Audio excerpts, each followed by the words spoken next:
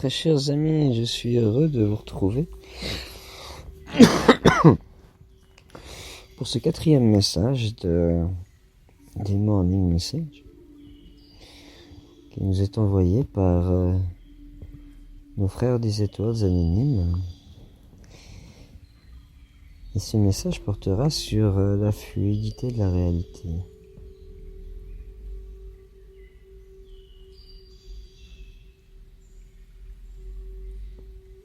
Chers amis, imaginez votre ego comme l'homme derrière l'écran dans votre film Le Magicien d'Oz.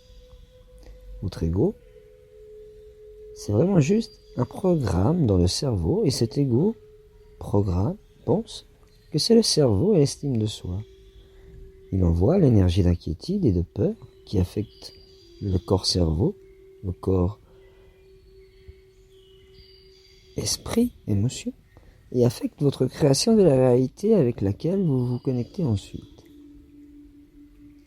Puis ensuite, la clé à retenir dans votre ego contre le petit ego est la conscience. C'est cette compréhension qui libérera le soi. Les humains sont formés dès l'enfance à croire que l'ego est ce qu'ils sont. Le programme ego était important en tant que système de guidage. C'était comme un régulateur de vitesse que vous avez même sur certaines automobiles. Il a été conçu pour aider et être responsable de la fonction ou des fonctions de l'interface avec la réalité de la 3e dimension. Nous allons vous donner un exemple pour vous clarifier tout ça. Voyez un ordinateur. L'ordinateur de bureau, comme vous le savez, a un ensemble de programmes. Ces programmes ont été créés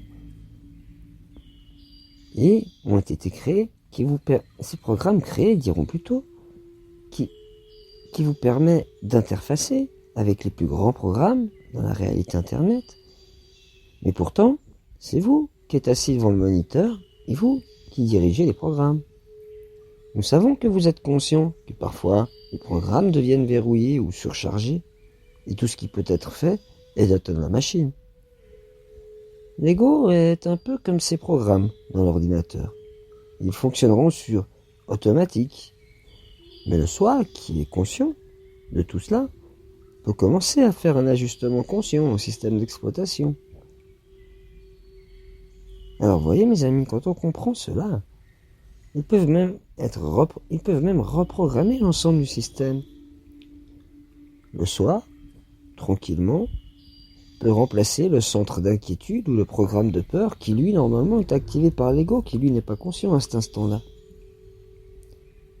Vous avez la possibilité même d'observer comment ce programme d'ego fonctionne au sein de votre propre système. Remarquez ce qui déclenche une réponse de peur ou une pensée d'inquiétude en vous. Soyez doux avec vous-même.